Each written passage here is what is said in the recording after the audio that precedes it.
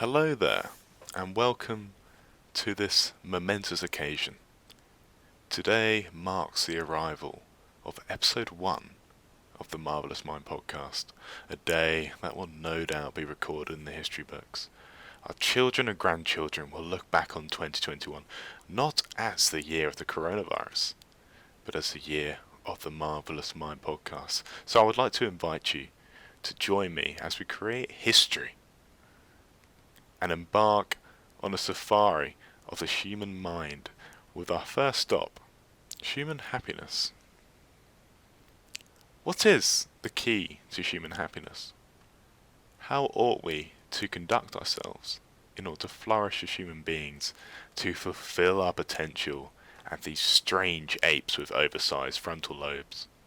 Should we immerse ourselves in the sensory pleasures that life has to offer, engage in a project of relentless Pringle and Netflix consumption? Or is this too vapid and hollow in existence to ever be worthy of satisfying a human being? Is it a life worthy only of swine? Is the happy life, or perhaps the good life, the life of the hero?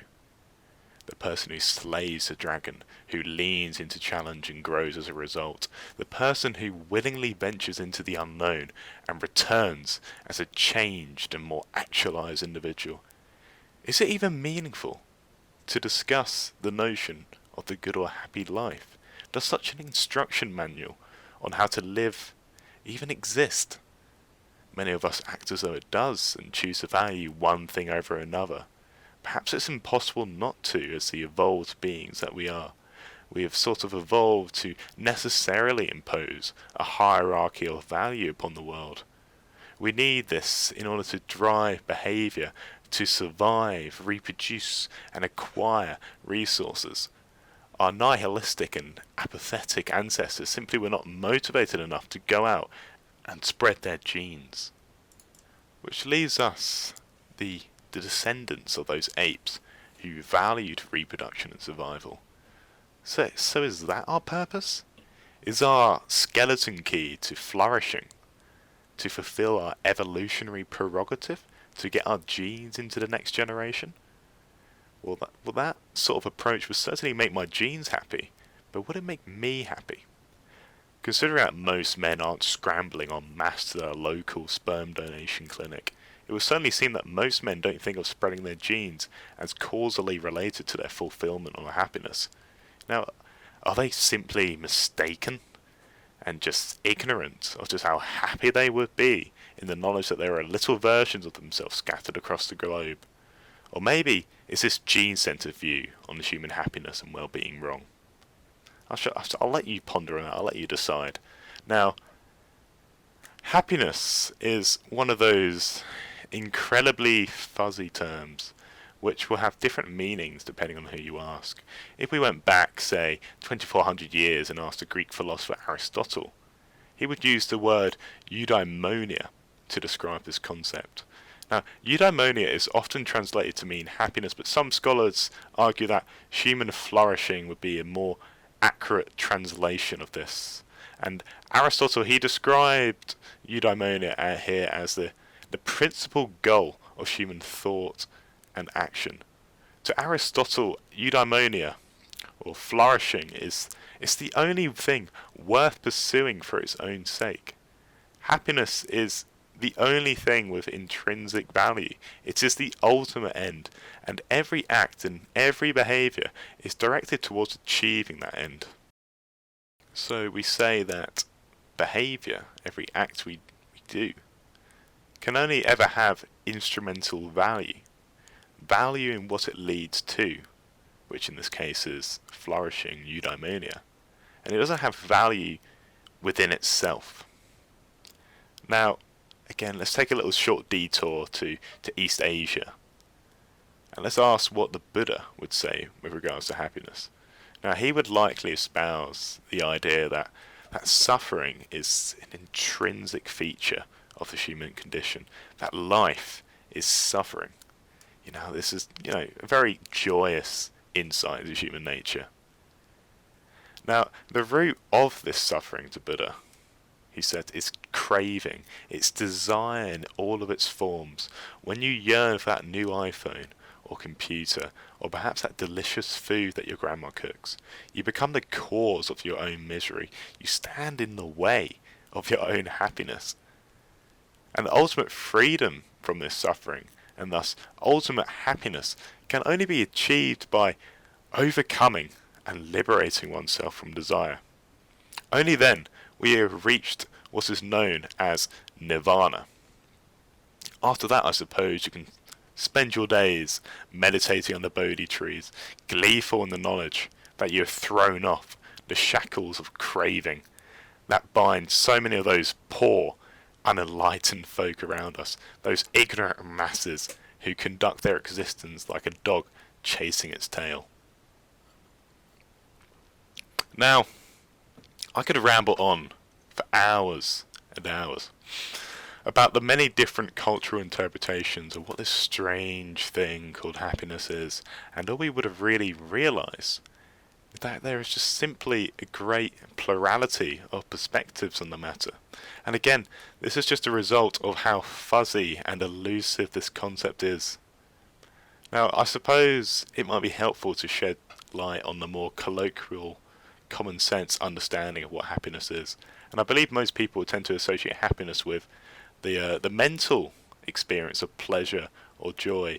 It's that first person experience one associates with the warmth of embracing a loved one, of being enthralled by a gripping movie, of being immersed in a beautiful piece of music. You know, the renowned Israeli psychologist Daniel Kahneman once defined happiness as what I experience here and now. And this is a reference to the experiential sense of happiness as it relates to the present, as it relates to our transient, emotional, moment-to-moment experience of reality. If you ask someone the question, how happy are you with your life?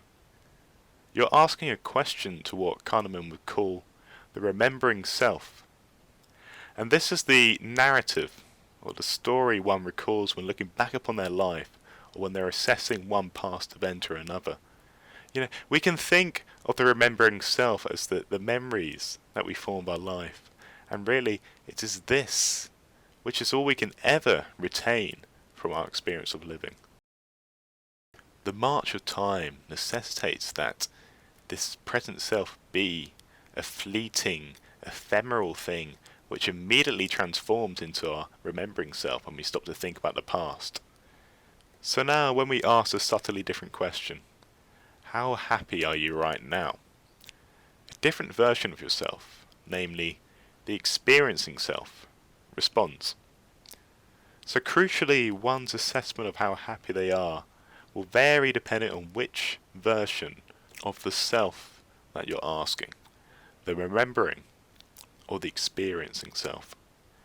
Now, this is a very important distinction to consider when we think about how to measure happiness, because it raises the obvious question: are we measuring happiness as it pertains to the experiencing self, which could be considered as the summation, the adding up of positive mental states that a person enters throughout their day? Or are we measuring happiness as it relates to the more narrative-driven remembering self, which rather than considering the mental experience of pleasure, takes a more holistic, memory-based perspective on happiness? It tells the story of how happy one is through reference to the past. When we have two different selves, like I've just sketched out, and therefore two different perspectives on happiness, naturally they can both come into conflict, leading to some rather counterintuitive conclusions. So let us now talk about children, particularly raising them. This arduous task, which consists of changing nappies, enduring screaming babies, and many sleepless nights for the poor parents who have taken on this responsibility, or perhaps more aptly labelled, burden. And yet when you ask these same parents about their children, they'll describe them in flowery, lovely terms, regarding them as the most meaningful aspect of their life. And yet, from Kahneman's research on happiness, for American women, the emotional experience of spending time with their children was, in fact, slightly less enjoyable than engaging in housework. So what's going on here then? Now, not many people consider ironing and washing dishes as the most meaningful element of their existence, but perhaps it should be. It's certainly a more viable candidate than child rearing if we're taking just a perspective of happiness as it relates to the experiencing self. What we are seeing here could be construed as the tyranny of the remembering self over the experiencing self. Our evolutionary adaptive infatuation with babies blinds us to the harsh realities of child rearing. And even when parents confront the challenges and the difficulties that accompany the raising of another human being, they continue to deceive themselves and choose to ignore the fact that they would often rather do laundry than spend time with their offspring. So, raising children isn't all sunshine and rainbows. And yet, our remembering self will frequently tell us that message. And there are many, many other examples of our remembering self clouding and biasing our judgments of experience. And I want to sketch out another example of how our memory perniciously skews our account of our experience. Imagine you have a choice of two surgical operations. Surgery 1 will consist of immense pain of, let's say, an intensity level of 8, if we imagine a pain scale of 1 to 10, for example. But this surgery, surgery 1, it only lasts for 10 seconds. Surgery 2, on the other hand, carries a more moderate pain of value 5, but it lasts for 30 seconds. And for the final 5 seconds, the pain recedes to a final pain value of 2. So, which surgery option would you select then? Clearly the sum of painful experiences are greater in the second surgery if we multiply the pain intensity by time. So, from the perspective of the experiencing self, we ought to select surgery 1, that is if we want to minimize experiential suffering. However, if we think about what memory we want to have of the surgery, research from Kahneman and Riedelmeier would suggest that we should select surgery 2. And this is based upon their studies of patients undergoing colonoscopies. And if by chance you're wondering what a colonoscopy is, it consists of a long flexible tube being very nicely inserted into your rectum with a nice tiny video camera on the tip of the tube which allows the doctor to view the inside of your colon. I can certainly imagine other things I would rather do than that. And so, when these procedures were over, the participants in the study, they would be asked to rate the total amount of pain they had experienced during the procedure. This wording carefully selected in order to prompt them to think about the integral of the pain they had reported during the procedure. They would be prompted during a procedure, like minute intervals, to report what pain they're experiencing. So that gives a sort of value of the experiential pain they had during the surgery. And fascinatingly, the participants did not complete the rigorous mathematical summation that we would expect if they were, say, perfectly rational, but rather their assessment of how the procedure went was heavily weighted by the peak pain they experienced and the pain at the end of the operation. In addition, the duration of the procedure had no effect whatsoever on the ratings of total pain. So here again, we see this conflict between the memory of experience and the experience itself. Our recollection of experience isn't some kind of omniscient tape recorder, but rather is something that captures the general gist of an experience. And this gist is heavily influenced by the peak and the end of the experience, and takes little account of the duration. This is the heuristic of memory, you could say, and one of the many ways our remembering self skews our assessment of our life experience. So can we really trust our own appraisal of our own happiness, of our own subjective experience of reality? If our memory is so easily swayed by the highs and lows of life and takes little interest in time, how ought we to structure our lives in order to maximise the happiness of this remembering self? How ought we to conduct ourselves? Should we all become bungee jumping adrenaline junkies, chasing the high in life, rejecting a slow, comfortable and steady existence? It's a short life comprised of extreme highs, preferable to a longer life of moderate pleasure. Now, I don't know the answer to such questions, but they point to a deep issue when it comes to whether we should conduct our life in the interest of our moment-to-moment experience, living in the moment, man, as they would say, or in the interest of our recollection of experience.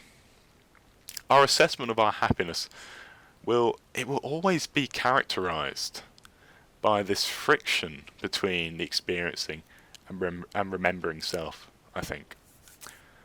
So this leads us to my next question. Which self should we say is more important for happiness? If we prioritize the experiencing self, will that demand that we now go out and stick electrodes in the reward pathways of our brain and stimulate a never-ending series of action potentials into our nucleus accumbens? Is electrically induced pleasure all there is to human happiness and well-being?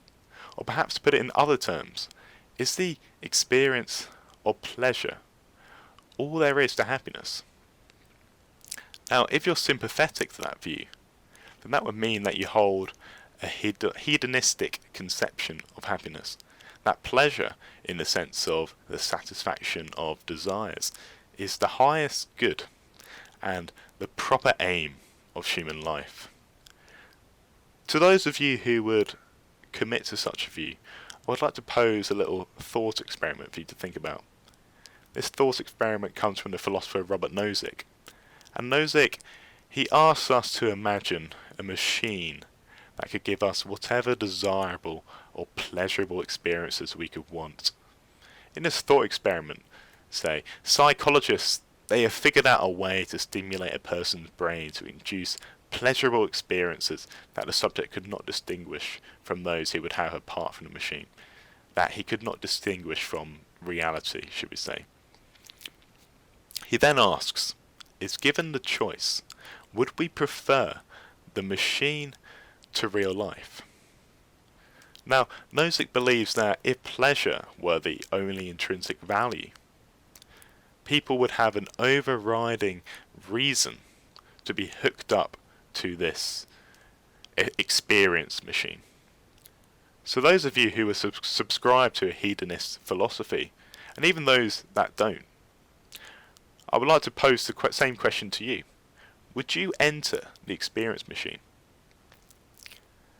I'm sure a significant number of you listeners wouldn't enter the machine. And Nozick, he articulates 3 reasons why many people resist plugging in. Firstly, Nozick would say that we want to do certain things, and not just have the experience of doing them. There's a sort of value to our actions that extends beyond just the sheer mental experience of doing them. Second reason is that he says we want to be a certain sort of person. He says someone floating in a tank is just an indeterminate blob. You could say they are hardly a person at all. To enter the machine is almost, it's a rejection of one's personhood, the essence of what makes them human. And thirdly, he says that plugging into a machine limits us to a man-made reality. It limits us to what we can make. He says in his book, The Anarchy State and Utopia, there is no actual contact with any deeper reality, though the experience of it can be simulated. Now, hedonism would state that the things in life worth pursuing are the highest good, and happiness is the highest value in human life. Now, here we just sketched out, the experience machine is clearly hedonistic, and yet people still refuse to be plugged in for the reasons just stated. Therefore, a conclusion is made that being personally happy is not the greatest value that everyone carries. It isn't part of many people's conception of the good or happy life. And so because of this, Nozick would argue that we ought to reject this hedonistic perspective on human happiness. So if we reject this idea that the mental experience of pleasure is what happiness means to a human, what do we have to replace it? Now, in order to investigate this question, I want to take us back to the 19th century, and I want to have a look at the German philosopher Friedrich Nietzsche's take on this hedonic idea. Now, Nietzsche, he was extremely critical of this notion that we ought to strive to attain the greatest happiness, that happiness is the ultimate goal. From Nietzsche's perspective, the avoidance of danger and difficulty in favour of pleasure and health is utterly contemptible.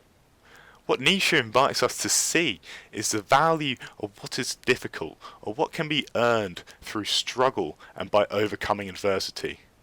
This philosophy espouses the immense value of suffering and unhappiness in creating everything of worth in life. That suffering is a necessary component of the highest achievements of human beings. Now, this echoes the idea of anti-fragility, that hardship and strife doesn't destroy us like a china doll, but rather moulds and strengthens us. It forms us into better human beings. To conceive of a human life without suffering is akin to conceive of a food without taste. It's hollow and incomplete. It's a shell of a human existence, Nietzsche would argue. And there is a parallel here between Nietzsche and what you could call the hero's journey, or the monomyth. And this is a very typical template that stories tend to adopt, which involve a hero who goes on an adventure and they are victorious in this decisive crisis. And after having faced this challenge or adversity, they return home changed or transformed. And many of the stories and movies that we love follow this common narrative structure. For instance, Star Wars, The Lord of the Rings, The Matrix, etc., etc. And the fact that we intuitively tend to admire the hero, I think lends credence to this idea that the good life cannot be reduced to the sheer summation of pleasurable experience over painful experience, and also that suffering and strife is not always an intrinsically bad thing. There is this sense that there is utility to pain insofar as it shapes and matures us and enables us to grow as human beings. When certain individuals have near-death experiences, for example, very often this has the effect of installing within them a much deeper appreciation for life and an understanding of just how precious it is. And as a result, they typically report significant improvements in well-being as a consequence of this extremely stressful event. Now, I want to round off our discussion with a brief look at happiness through a more evolutionary lens. From the perspective of a gene-centered view of evolution, the only final relevant end of an organism's behaviour is to get their genes into the next generation. Therefore, any behaviour that is conducive towards this goal, towards survival and reproduction, is good from the perspective of our genes. And so if an organism can be motivated to engage in such behaviours, they make themselves more evolutionary adaptive. This logic underlies much of our goal-oriented behaviour, and it's a primary reason why many people find sex pleasurable, for instance, and pain intrinsically aversive. In addition, this motivation to interact with the world, to acquire resources, to actually do anything, depends, I think, on a form of conflict between your current self and your ideal future self. You form the goal of acquiring the chocolate bar because you see the version of yourself with the chocolate bar as more preferable to the version of yourself without one. It is this connection between the current and the ideal self that forms the bedrock of our motivation to act. When these two selves are synonymous, when they're equivalent, there's simply no motivation to act. You exist within this state of total indifference. And this is part of the reason, I think, why a state of permanent contentment, of permanent satiety, simply is not an evolutionary adaptive strategy, since it provides limited incentive for action. A sense of dissatisfaction with the current self, on the other hand, gives someone a more potent impetus to act, to change one's environment. What I'm saying is that we haven't evolved to be perfectly happy beings. When you look at the behaviour of chimpanzees, for instance, they don't come across as these eudaimonic beings who are flourishing in every realm of their life. Rather, they appear as these organisms who are deeply dissatisfied. Perhaps there is a degree of truth to this idea that there is an intrinsic dissatisfaction to our human notion of being, to the human condition. That perfect happiness and the complete satiation of all desires simply isn't attainable. And maybe this form of life isn't even desirable. Maybe such an existence would bear little resemblance to what we understand as a human life. I'll leave you to think about that. Thank you for listening.